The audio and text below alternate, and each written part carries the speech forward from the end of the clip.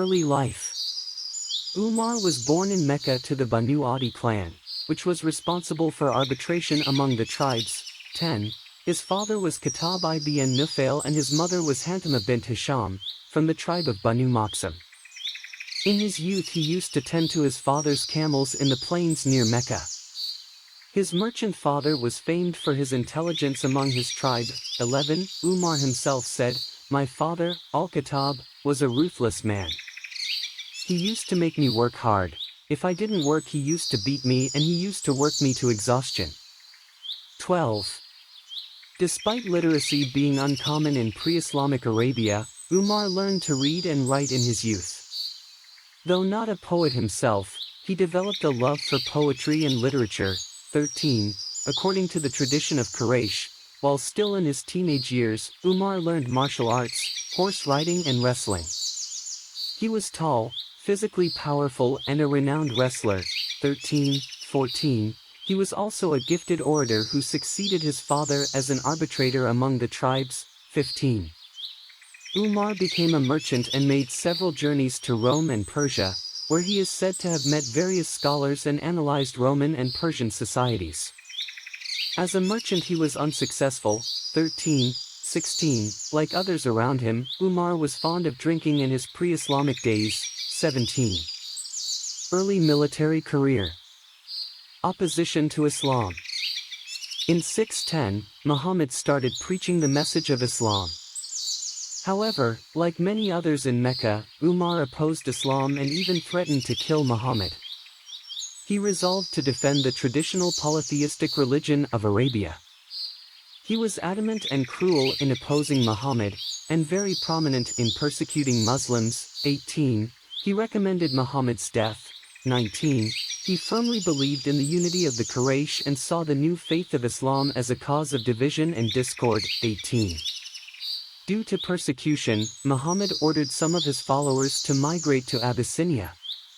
When a small group of Muslims migrated, Umar became worried about the future unity of the Quraysh and decided to have Muhammad assassinated. 20. Conversion to Islam and service under Muhammad. Umar converted to Islam in 616, 1 year after the migration to Abyssinia. The story was recounted in Ibn Ishaq's Sirah. On his way to murder Muhammad, Umar met his best friend Nuaym ibn Abd Allah who had secretly converted to Islam but had not told Umar. When Umar informed him that he had set out to kill Muhammad, Nuaym said, "By God, you have deceived yourself, O Umar. Do you think that Banu Abd al-Manaf would let you run around alive once you had killed their son Muhammad? Why don't you return to your own house and at least set it straight?" 21. Nuaym al-Hakim told him to inquire about his own house where his sister and her husband had converted to Islam. Upon arriving at her house, Umar found his sister and brother-in-law Sa'id bin Zaid, Umar's cousin, reciting the verses of the Quran from Surah Taha. 22. He started quarreling with his brother-in-law. When his sister came to rescue her husband, he also started quarreling with her. Yet still they kept on saying, "You may kill us, but we will not give up Islam." Upon hearing these words, Umar slapped his sister so hard that she fell to the ground bleeding from her mouth. When he saw what he did to his sister, he calmed down out of guilt and asked his sister to give him what she was reciting. His sister replied in the negative and said, "You are unclean, and no unclean person can touch the scripture." He insisted, but his sister was not prepared to allow him to touch the pages unless he washed his body. Umar at last gave in. He washed his body and then began to read the verses that were, "Verily, I am Allah, there is no God but me, so serve me, only, and establish regular prayer for my remembrance." Quran 20:14. He wept and declared, "Surely this is the word of Allah. I bear witness that Muhammad is the messenger of Allah." On hearing this, Khabab came out from inside and said, "Oh, Umar! Glad tidings for you. Yesterday Muhammad prayed to Allah, O Allah, strengthen Islam with either Umar or Abu Jahl, whomsoever thou likest. It seems that his prayer has been answered in your favor." 23. Umar then went to Muhammad with the same sword he intended to kill him with and accepted Islam in front of him and his companions. Umar was 39 years old when he accepted Islam, 24. According to one account, after his conversion to Islam, Umar openly prayed at the Kaaba as the Quraysh chiefs, Abu Jahl and Abu Sufyan, reportedly watched in anger, 25. This further helped the Muslims to gain confidence in practicing Islam openly. At this stage Umar even challenged anyone who dared to stop the Muslims from praying, although no one dared to interfere with Umar when he was openly praying. Umar's conversion to Islam granted power to the Muslims and to the Islamic faith in Mecca. It was after this event that Muslims offered prayers openly in Masjid al-Haram for the first time. Abdullah ibn Masud said, "Umar's embracing Islam was our victor." During Umar's reign as Caliph, Muhammad ibn Maslama was assigned the office of Chief Inspector of Accountability. Muslims remained in peace in Medina for approximately a year before the Quraysh raised an army to attack them. In 624, Umar participated in the first battle between Muslims and Quraysh of Mecca, i.e., the Battle of Badr. In 625, he took part in the Battle of Uhud. In the second phase of the battle, when Khalid ibn Walid's cavalry attacked the Muslim rear, turning the tide of battle, rumors of Muhammad's death were spread and many Muslim warriors were routed from the battlefield, Umar among them. However, hearing that Muhammad was still alive, he went to Muhammad at the mountain of Uhud and prepared for the defense of the hill. 29. Later in the year Umar was a part of a campaign against the Jewish tribe of Banu Nadir. In 625, Umar's daughter Hafsa was married to Muhammad. 30. Later in 627, he participated in the Battle of the Trench and also in the Battle of Banu Qurayza. 31. In 628, Umar witnessed the Treaty of Hudaybiyah. 31. In 628, he fought in the Battle of Khaybar. In 629, Muhammad sent Amr ibn al-As to Zatul Salasil, after which, Muhammad sent Abu Ubaidah ibn al-Jarrah with reinforcements, including Abu Bakr and Umar, whereupon they attacked and defeated the enemy. 32. In 630, when Muslim armies rushed for the conquest of Mecca, he was part of that army. Later in 630, he fought in the Battle of Hunain and the Siege of Taif. He was part of the Muslim army that contested the Battle of Tabuk under Muhammad's command, and he was reported to have given half of his wealth for the preparation of this expedition. He also participated in the farewell Hajj of Muhammad in 632. 33. Death of Muhammad. When Muhammad died on June 8, 632, Umar initially disbelieved that he was dead. 34. It is said that Umar promised to strike the head of any man who would say that Muhammad died.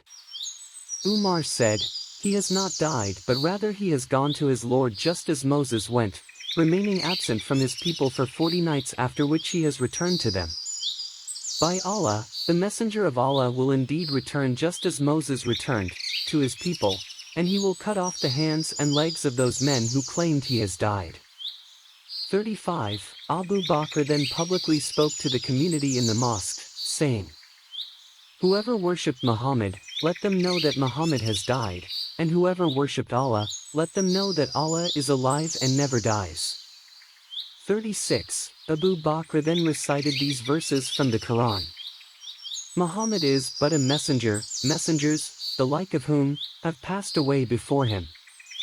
If, then, he dies or is killed, will you turn back on your heel?" 36. Hearing this, Umar fell on his knees in sorrow and acceptance. Sunni Muslims say that this denial of Muhammad's death was occasioned by his deep love for him. 34. Umar's political capacity first manifested as the architect of the caliphate after Muhammad died on June 8, 632. 37. While the funeral of Muhammad was being arranged, a group of Muhammad's followers who were natives of Medina, the Ansar, helpers, organized a meeting on the outskirts of the city, effectively locking out those companions known as Muhajirs, the emigrants, including Umar. 37. Umar found out about this meeting at Saqafa Bani Sada, and, taking with him two other Muhajirs, Abu Bakr and Abu Ubaidah ibn al-Jarrah, proceeded to the meeting, presumably to head off the Ansar's plans for political separation. Arriving at the meeting, Umar was faced with a unified community of tribes from the Ansar who refused to accept the leadership of the Muhajirs. 37. However, Umar was undeterred in his belief the caliphate should be under the control of the Muhajirs. 38. Though the Khazraj were in disagreement, Umar, after strained negotiations lasting 1 or 2 days, brilliantly divided the Ansar into their old warring factions of Aws and Khazraj tribes. Umar resolved the divisions by placing his hand on that of Abu Bakr as a unity candidate for those gathered in the Saqafa. Others at the Saqafa followed suit, with the exception of the Khazraj tribe and their leader, Sa'd ibn Yabada, who were ostracized as a result. The Khazraj tribe is said to have posed no significant threat as there were sufficient men of war from the Medinaean tribes such as the Banu Aws to immediately organize them into a military bodyguard for Abu Bakr. 37. Wilfred Madelung summarizes Umar's contribution. Frowny face. 39. Umar judged the outcome of the Saqafa assembly to be a falta, translated by Madelung as a precipitate and ill-considered deal. 40. Because of the absence of most of the prominent Muhajirin, including the Prophet's own family and clan, whose participation he considered vital for any legitimate consultation, shura, mashwara. It was, he warned the community, to be no precedent for the future.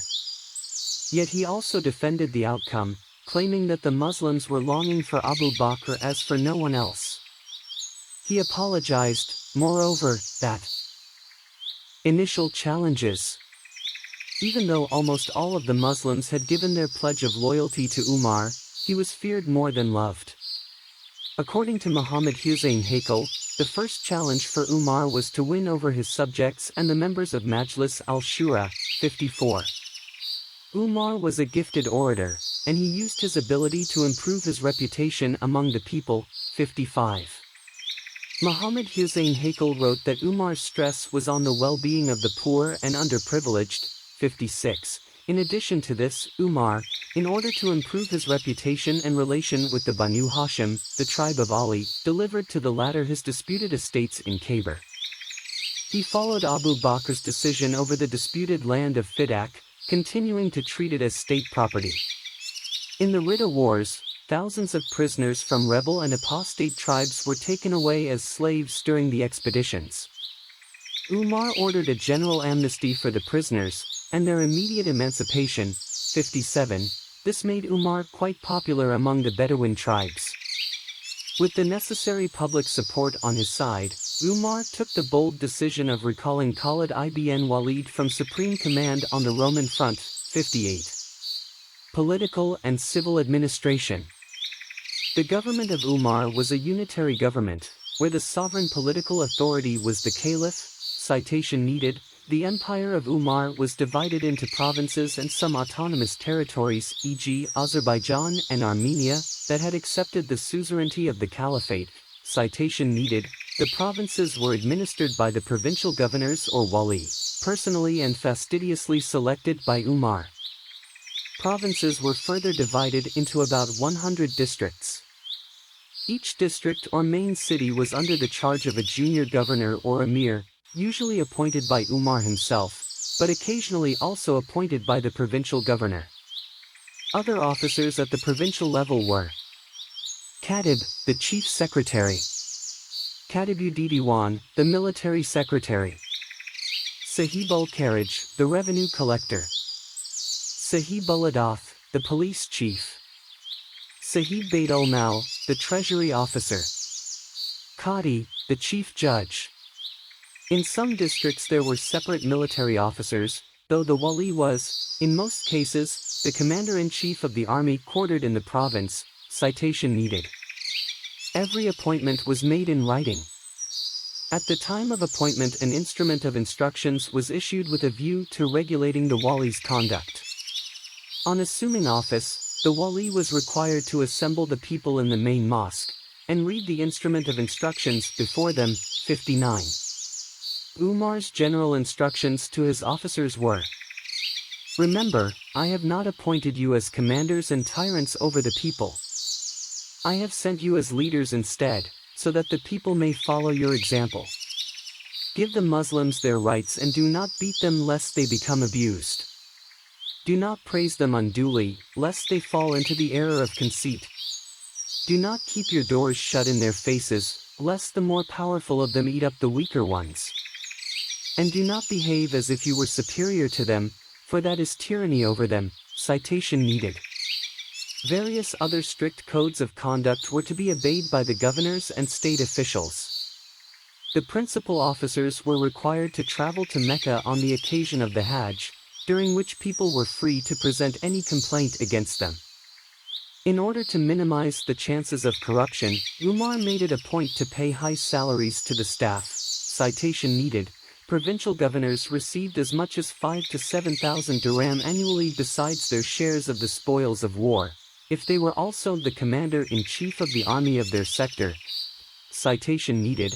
Under Umar the empire was divided into the following provinces: Mecca, Arabia; Medina, Arabia; Basra, Iraq; Kufa, Iraq; Jazeera, in the upper reaches of the Tigris and Euphrates; Syria; Iliya, Palestine; Ramla, Palestine; Upper Egypt; Lower Egypt; Khorasan, Persia; Azerbaijan, Persia; Fars, Persia.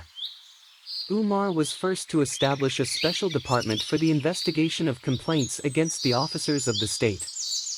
This department acted as the administrative court, where the legal proceedings were personally led by Umar. 60. The department was under the charge of Muhammad ibn Maslama, one of Umar's most trusted men. In important cases Muhammad ibn Maslama was deputed by Umar to proceed to the spot, investigate the charge and take action. Sometimes an inquiry commission was constituted to investigate the charge. On occasion, the officers against whom complaints were received were summoned to Medina, and charged in Umar's administrative court. Umar was known for this intelligence service through which he made his officials accountable. 61. This service was also said to have inspired fear in his subjects. 62. Umar was a pioneer in some affairs. Umar was the first to introduce the public ministry system, where the records of officials and soldiers were kept. He also kept aftermath. On his deathbed, Umar vacillated on his succession. However, it has been reported that he said that if Abu Ubaidah ibn al-Jarrah, Khalid ibn Walid or Salim, the Mullah and freed Persian slave, were alive he would have appointed one of them his successor. Citation needed. Umar finally appointed a committee of 6 persons to choose a caliph from amongst them: Abdur Rahman bin Awf, Saad ibn Abi Waqqas, Talha ibn Ubaidullah, Uthman ibn Affan, Ali ibn Abi Talib and Zubair ibn al-Awwam. 113. All 6 are among the 10 to whom paradise was promised according to Sunnis. 114. The only one out of the famous 10 left out of the committee who was still alive at the time was Sa'id ibn Zaid, the cousin and brother-in-law of Umar. He was excluded on the basis of being related by blood and of the same tribe as Umar. Umar had a policy of not appointing anyone related to him to a position of authority even if they were qualified by his standards. 115. Umar appointed a band of 50 armed soldiers to protect the house where the meeting was proceeding. Until the appointment of the next caliph, Umar appointed a notable Sahabi in Mawla, Suhaib Arumi, Suhaib the Roman, as the caretaker caliph. Citation needed. While the meeting for selection of a caliph was proceeding, Abdurrahman ibn Abu Bakr and Abdur Rahman bin Awf revealed that they saw the dagger used by Abu Lu'lu'ay, the assassin of Umar. A night before Umar's assassination, reported Abdur Rahman bin Awf, he saw Hurmuzan, Jafina and Abu Lu'lu'ay, while they were suspiciously discussing something. Citation needed. Surprised by his presence, the dagger fell. It was the same two-sided dagger used in the assassination. Abdurrahman ibn Abu Bakr, son of the late Caliph Abu Bakr, confirmed that, a few days before Umar's assassination, he saw this dagger in Hurmuzan's possession. After this revelation, it seemed clear that it had been planned by the Persians residing in Medina. Infuriated by this, Umar's younger son Ubaidullah ibn Umar sought to kill all the Persians in Medina. Citation needed. He killed her muezzin, Jafina, and the daughter of Umar's assassin Abu Lu'lu'ay, who is believed to have been a Muslim. Ubaidullah was intercepted by the people of Medina, who prevented him from continuing the massacre. Amr ibn al-As is said to have intercepted him and convinced him to hand over his sword. The murder of Jafina enraged Sa'd ibn Abi Waqqas, his foster brother, and he assaulted Ubaidullah ibn Umar. Again the companions intervened. When Umar was informed about the incident, he ordered Ubaidullah imprisoned, and that the next caliph should decide his fate. 116. Umar died on November 3, 644. On November 7 Uthman succeeded him as caliph. After prolonged negotiations, the tribunal decided to give blood money to the victims, and released Umar's son Ubaidullah on the ground that, after the tragedy of Umar's assassination, people would be further infuriated by the execution of his son the very next day. Physical appearance. Umar was strong, fit, athletic and good at wrestling. He is said to have participated in the wrestling matches on the occasion of the annual fair of Uqais. 117. From first-hand accounts of his physical appearance, Umar is said to be vigorous, robust and a very tall man. In markets he would tower above the people. The front part of his head was bald, always Asra Yusran, working with two hands, 118. Both his eyes were black, with yellow skin. However, Ibn Sa'ad in his book stated that he never knew that Umar had yellow skin, except for a certain part of Umar's life where his color changed due to his frequent consumption of oil. 119. Others, who say he had reddish-white skin. Citation needed. His teeth were ashnable asnan, very white shining. He would always color his beard and take care of his hair using a type of plant. 119. 120. The early Muslim historians Ibn Sa'd and al-Hakim mention that Abu Miriam Zir, a native of Kufa, described Umar as being advanced in years, bald, of a tawny color, a left-handed man, tall and towering above the people. 117. Umar's eldest son Abdullah described his father as a man of fair complexion, a ruddy tint prevailing, tall, bald and gray. Citation needed. Historian Salima bin al-Aqwa said that Umar was ambidextrous, he could use both his hands equally well. On the authority of Abu Raja al-Utaridai, Ibn Asakir records that Umar was a man tall, stout, very bald, very ruddy with scanty hair on the cheeks, his mustaches large, and the ends thereof reddish. 117. Assessments and legacy. Political legacy. Umar was the first caliph to adopt the title Amir al-Mu'minin. 121. Umar was one of Muhammad's chief advisors. After Muhammad's passing, it was Umar who reconciled the Medinan Muslims to accept Abu Bakr, a Meccan, as the caliph. 122. During Abu Bakr's era, he actively participated as his secretary and main advisor. 123. After succeeding Abu Bakr as caliph, Umar won over the hearts of Bedouin tribes by emancipating. Umar married 9 women in his lifetime and had 14 children, 10 sons and 4 daughters. Citation needed. Wives. The known wives of Umar are Zainab bint Mazun, she was the mother of Hafsa, Abd Allah and Abd al-Rahman al-Akbar. Kulthum bint Jerval, she was divorced by Umar. She was the mother of Ubaid Allah and Zayd al-Askar. Kurayba bint Abi Umayyah, divorced by Umar in 628. Jamila bint Thabit, she married Umar about between May 627 and May 628, 148. They had one son, Asim, 149, 150, 151, 148, 152. Attika bint Zayd, she was married to Umar and had a son named Iyad. Hakim bint al-Harith ibn Hisham, she was married to Umar, 153, in 634 and was mother of Fatima. Kulthum bint Ali. From this marriage Umar had a son named Zayd and a daughter named Ruqayya. This is, however, the Sunni view. The Shia do not accept that such a marriage took place. In fact, even some Sunni scholars maintain that Umar's wife Kulthum was actually Abu Bakr's daughter who was raised in Ali's house. 154. Sons. The sons of Umar are frowny face. Citation needed. Abd Allah, son of Zainab bint Mazun. Abd al-Rahman, son of Zainab bint Mazun. Zayd, son of Kulthum bint Ali. 155. Ubayd Allah, son of Kulthum bint Jerval. Zayd, son of Kulthum bint Jerval. Asim, son of Jamila bint Thabit. Iyad, son of Attika bint Zayd. Abd al-Rahman Abu al-Nujabar. Abd al-Rahman Abu Shama ibn Umar. Abd Allah. Daughters. The daughters of Umar are frowny face. Citation needed. Hafsa, daughter of Zainab bint Mazun. Fatima, daughter of Hakim bint al-Harith ibn Hisham. Ruqayya, daughter of Kulthum bint Ali. Zainab,